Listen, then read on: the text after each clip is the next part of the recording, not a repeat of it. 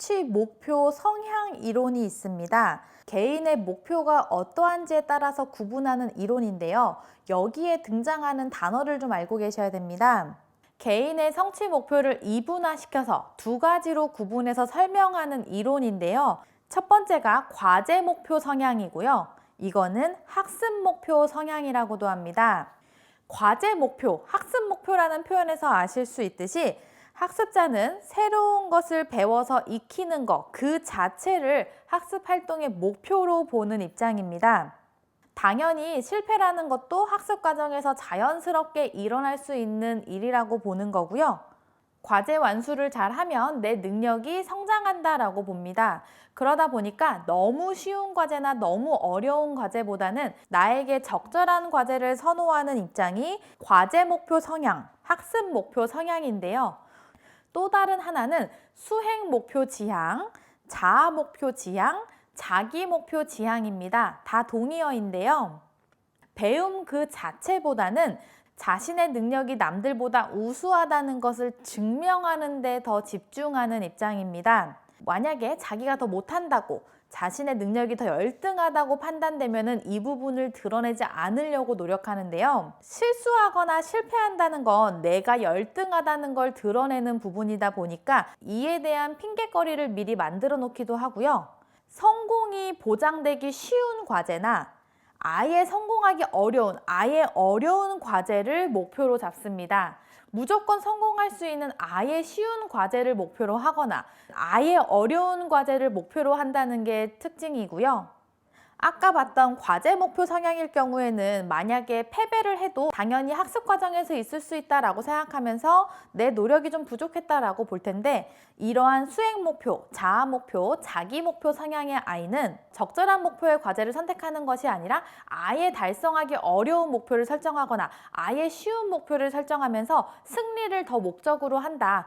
배움 그 자체보다는 승리라던가 자신의 우수함을 증명하는 걸 더 중요시한다라고 구분을 해주시면 되겠습니다. 과제 목표, 학습 목표는 단어에서 조금 유추가 돼서 과제를 목표로 하는구나, 학습을 목표로 하는구나 라고 아실 수 있는데, 수행 목표나 자아 목표, 자기 목표도 비슷한 의미로 보이실 수도 있죠. 그러다 보니까 수행 목표 성향, 자아 목표 성향, 자기 목표 성향은 배움 그 자체보다 남들보다 우수한 걸 증명하고 이기는 걸 목적으로 한다, 승리를 목적으로 한다는 것을 잘 구분해 주시면 되겠습니다.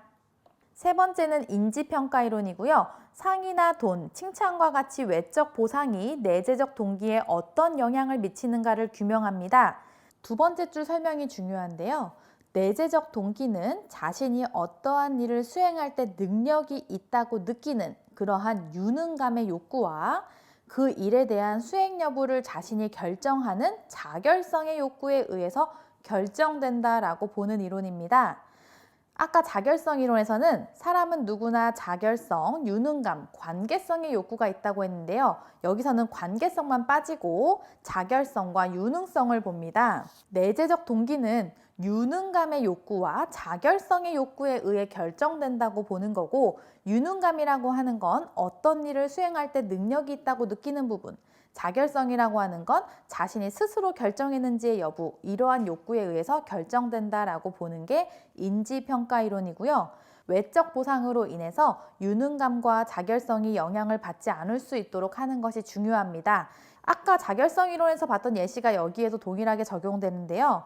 똑같은 외적 보상도 통제적 측면이 될 수 있고 정보적 측면이 될 수 있는데요. 그러한 통제적 측면에서도 내적 통제로 작용이 된다면 자결성이 증가하고 내적 동기가 유발되지만, 외적인 통제로 작용을 한다면 자결성이 감소하고 내적 동기가 감소한다라고 보고요. 정보적인 측면에서 긍정적인 정보로서 작용을 한다면 유능감이 증가하면서 내적 동기가 유발되지만, 부정적인 정보로 작용을 하면 유능감이 감소되고 내적 동기가 감소된다고 봅니다. 이렇게 책의 설명을 보실 때는 이해가 잘 되네 라고 생각하실 수도 있는데, 실제 시험에서는 헷갈리시는 경우가 많거든요. 그래서 아예 이렇게 그림까지 그리실 수 있으면 더 완벽합니다. 칠판 한번 보시면 외적인 보상을 그냥 외라고 쓰시면 되는 거고요. 이 외적 보상이 통제적 측면과 정보적 측면이 있죠. 그럼 통제와 정보라고 쓰시면 되고요. 이 부분이 내적 통제냐, 외적 통제냐, 긍정적 정보냐, 부정적 정보냐, 내적, 외적, 긍부 이렇게만 쓰시면 되는 거고요. 자결성이 먼저 나오고 밑에가 유능감이다. 통제가 나 스스로 내적인 통제면은 자결성이 증가하는 거고 외부적인 통제로 느껴지면은 내가 결정한 게 아니다 보니까 자결성이 감소하는 거고요. 그로 인해서 자결성이 증가하면 내적 동기가 증가되고 자결성이 감소하면 내적 동기가 감소되는 거고요. 긍정적인 정보는 유능감을 증가시켜주죠. 유능감이라고 하는 건 어떤 일을 수행할 때 능력이 있다고 내가 유능하다고 느끼는 부분이다 보니까 긍정적인 정보, 칭찬으로서 해석이 되면은 유능감이 증가하면서 내적 동기가 증가하고요. 부정적인 정보로서 너 왜 이렇게 못해? 너 이거 잘못한 거야? 라는 부정적인 정보를 받아들이게 되면은 유능감이 감소하면서 내적 동기가 감소하는 부분입니다. 여러분이 이렇게 그림까지 그리실 수 있으면 이 부분에 대한 내용을 더 완벽하게 아실 수 있습니다. 여기서는 뭐가 좋은 걸까요? 외적 보상을 통제적인 부분에 있어서 내적 통제로 느끼면은 좋은 거겠죠. 그리고 긍정적인 정보로 느꼈을 때 유능감이 증가하면서 좋은 부분이겠죠. 이렇게 알고 계시면 되겠습니다. 이거 외에도 동기와 관련된 이론이 굉장히 많아요. 사실 동기와 관련된 이론만 많다기보다 모든 부분, 성격 관련 이론이라던가 운동 제어, 운동 발달, 운동 학습 관련 이론이라던가 이러한 이론들이 굉장히 많아서 스포츠 심리학이 굉장히 어렵게 느껴지실 텐데요. 이론을 모두 다 완벽하게 하신다기보다 이론은 3번 정도씩 정독하시면서 출제된 이론을 조금 더 꼼꼼히 보시고 이론에만 너무 몰두하시기보다는 그 외에 중요한 내용을 더 잘 챙겨서 보시면 되겠습니다. 4번째로 귀인과 귀인 훈련이 있습니다. 귀인 이론은 중요해서 꼭 알고 계셔야 되는데요. 귀인의 밑줄을 쳐주세요. 발생된 사건의 원인을 무엇으로 지각하는가가 그 사건에 대한 개인의 동기를 결정한다는 이론입니다. 귀인의 밑줄 치셨고요. 첫 번째 줄 설명에 원인의 밑줄을 쳐주세요. 무엇을 원인으로 보는지 원인 규명하는 부분인데요. 승리와 패배의 원인을 인과성과 안정성, 통제성의 차원으로 분석합니다. 인과성, 안정성, 통제성의 밑줄을 쳐주세요.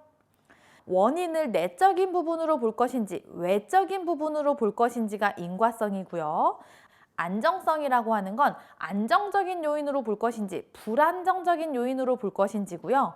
통제성이라고 하는 건 통제가 가능한지의 여부를 보는 부분입니다. 이러한 차원으로 승리와 패배의 원인을 분석하는데요. 이러한 귀인에 있어서의 중요한 4가지 소재가 능력, 노력, 과제, 난이도, 운입니다. 이 부분은 표에 나와 있는데요. 자, 표 밑에 있는 설명을 먼저 보실 텐데요. 안정성을 기준으로 구분한 부분입니다.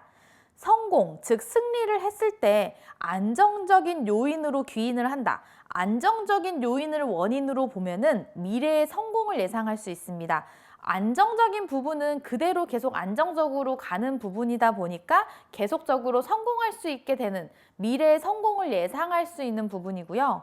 내가 성공을 했는데 이겼는데 노력이나 운과 같은 불안정적인 요인으로 이겼다고 본다면 그 다음에 다시 성공할지 안 할지 불확실하겠죠. 그렇게 불안정적인 요인을 원인으로 보면은 미래의 성공이 불확실해지는 거고요.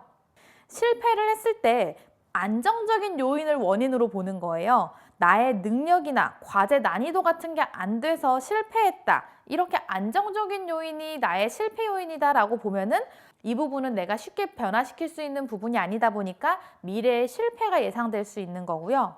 내가 실패를 했을 때 불안정적인 요인, 너 정말 잘했는데 노력이 조금 부족했어. 아니면 운이 조금 안 좋았어. 이렇게 원인을 본다고 하면 실패했어도 그 다음번엔 이길 수도 있다라는 생각이 들 수 있겠죠. 그러다 보니까 미래의 실패가 불확실하다. 즉 미래에는 성공할 수도 있다라고 볼 수 있습니다.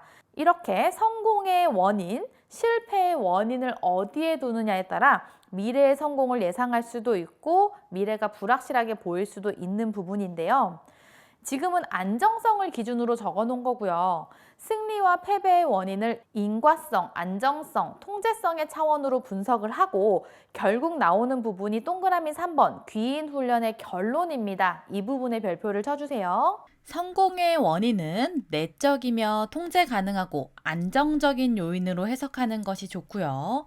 실패의 원인은 내적이며 통제 가능하고 불안정적인 요인에서 찾는 것이 좋습니다. 성공의 원인에 밑줄 쳐주시고요. 내적, 통제 가능, 안정적인 요인에 밑줄 쳐주시고요. 실패의 원인에 밑줄 쳐주시고 내적, 통제 가능, 불안정적 요인에 밑줄을 쳐주세요. 귀인 훈련을 해서 결국에는 성공의 원인을 능력이라고 유도하고 실패를 했을 때는 노력 부족이라고 유도하는 것이 좋다. 실패의 원인을 능력이나 자질 부족 때문이라고 생각하지 않도록 해야 된다라고 나와 있습니다. 성공의 밑줄 쳐주시고요. 능력의 밑줄 쳐주시고요. 실패의 밑줄 쳐주시고 노력 부족, 전략의 미음에 밑줄을 쳐주세요. 결국 성공의 원인은 내적이면서 안정적인 것으로 유도하는 거고요. 실패했을 때는 내적이면서도 불안정적인 것으로 원인을 유도하는 것이 좋다라는 겁니다. 그러다 보니까 성공했을 때는 능력 덕분이다. 실패했을 때는 노력 부족이다. 전략이 미흡했다 정도로 원인을 유도해 주는 것이 좋고요. 표를 한번 보시면요.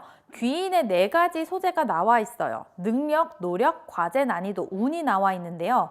능력이라고 하는 거는 잘 변하지 않는 능력이죠. 신체 조건이라던가 그 사람이 갖고 태어난 능력이다 보니까 안정적이면서도 내적 요인이고 통제가 불가능하고요.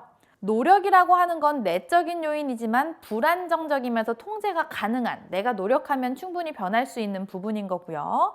과제의 난이도는 내가 정할 수 없죠. 그러다 보니까 과제의 난이도는 외적인 요인으로서 잘 변하지 않는 안정적이고 통제 불가능한 부분이고요. 운이라고 하는 거는 외적인 요인이지만 언제든지 변할 수 있는 부분으로서 불안정적인 요인입니다. 이 중에서 내가 통제할 수 있는 건 노력인데요. 인과성, 안정성, 통제성의 부분에서 능력이 어디에 속하는지, 노력이 어디에 속하는지, 과제 난이도와 운이 어디에 속하는지 설명을 듣거나 내용을 보면 이해가 가실 수 있는데요. 실제로 시험 보실 땐 이 부분도 굉장히 헷갈립니다. 그러다 보니까 이 부분도 여러분이 아예 그림을 그리실 수 있으면 좋은데요. 예전에는 이런 걸 설명드릴 때 내용만 설명을 드리고 넘어갔었어요. 근데 여러분이 시험 보실 때 공부했던 내용에서 시험 문제가 나왔는데도 틀리면 그게 가장 아깝거든요. 내가 공부를 안 한 데서 나온 문제를 틀리는 건 하나도 안 아까운데 내가 공부한 데서 나온 문제를 틀리는 게 제일 아깝죠. 그러다 보니까 제가 설명을 드리고서 여러분이 이해하실 수 있도록 또 해드리지만 결국은 이렇게 그냥 간단하게 암기해버리세요 라고 알려드리는 게 몇 가지 있어요. 이런 거는 설명이 이해되기도 했지만 시험 볼 때 헷갈리실 수도 있고요. 잘 출제되는 내용이기도 하고요. 그림으로 그리면 훨씬 간단하기 때문인데요. 귀인 이론에 대한 문제가 출제됐을 때 여러분이 한쪽 구석에 이렇게 그리실 수 있으시면 돼요. 안정, 불안정, 내적, 외적이라고 먼저 쓰시고요. 그 다음에 능력, 노력, 과제 난이도, 운을 이렇게 써놓으시면 돼요. 이 정도 암기하시는 건 어렵지 않으실 거예요. 안정, 불안정, 내적, 외적을 먼저 쓰시고 능력, 노력, 과제 난이도, 운 이렇게 적어주시면 됩니다. 그럼 이 중에서 통제 가능한 요인은 노력 하나였죠. 노력에만 통제 가능이라고 적어주시면 돼요. 능력이나 과제 난이도, 운은 통제 불가능이었죠. 이렇게만 그리실 수 있어도 여러분은 귀인 이론의 80%를 정확하게 안다라고 보시면 됩니다. 귀인 이론은 승리와 패배의 원인을 내적인 부분, 외적인 부분의 인과성과 안정성과 통제성의 차원으로 분석했던 거고요. 귀인의 요소가 이렇게 된다. 그리고 결과적으로 귀인의 결과, 성공의 원인은 능력, 즉 내적이면서 안정적인 능력으로 성공의 원인을 보고 실패했을 때는 내적이면서 불안정적인 노력 혹은 전략 미흡으로 유도해라. 성공을 하든 실패를 하든 외적 요인의 원인을 두면은 다음번에 더 불확실해지고 불안하겠죠. 그러다 보니까 외적 요인이 아닌 내적 요인으로 성공과 실패의 원인을 둬야 되는데요. 만약에 성공했을 때는 계속 성공할 수 있다는 믿음을 주기 위해서 내적이면서 안정적인 능력의 원인을 두는 거고요. 실패한 경우에는 내가 변화시켰을 때 성공할 수 있는 부분에 원인을 둬야겠죠. 그러다 보니까 내적이면서도 불안정적인 노력의 원인을 둔다. 이렇게 알고 계시면 되겠습니다. 다섯 번째, 동기 유발의 방법이고요. 이쪽 내용은 읽어보시면 다 이해가 되실 거예요. 이론에 근거한 동기 유발 전략으로 이런 게 있고, 행동 수정 전략으로 이런 게 있고, 인지 행동 전략으로는 이런 게 있다. 그리고 가장 중요한 거는 내적 동기겠죠? 내적 동기의 전략으로는 이런 게 있다라고 읽어보시면 되고요. 동기 유발 시의 유의사항입니다. 성공이나 승리를 최대한 많이 경험할 수 있는 기회를 만들어줘야 된다. 당연히 실패하는 경험보다는 성공하는 경험을 많이 주는 게 동기를 유발하는 데 더 좋고요. 지도자는 선수들에게 자신감 있는 시범을 보여주고 선수의 의견도 수용해주고 다른 선수와 비교하여 평가하진 않아야겠죠. 다른 선수와 비교하면서 쟤는 잘하는데 너는 왜 이렇게 못하니? 이렇게 하면 동기가 저하되다 보니까 좋지 않고요. 다른 선수와의 경쟁을 유도함이 있습니다. 자, 4번과 5번은 잘 구분해 주셔야 되는데요. 다른 선수와 비교 평가하는 건 나쁜 거지만 다른 선수와 시합을 붙여준다거나 하는 경쟁을 유도하는 것 자체는 동기를 유발해 주는 부분이 될 수 있고요. 당연히 적정 수준으로 경쟁을 유도해 주는 건 좋지만 과도한 경쟁은 당연히 좋지 않을 수 있습니다. 그렇게 알고 계시면 되고요. 수행을 훌륭하게 했을 때 칭찬을 아끼지 않아야 된다. 그래야 동기가 상승된다라고 보시면 되겠습니다. 여기까지가 세 번째 동기입니다.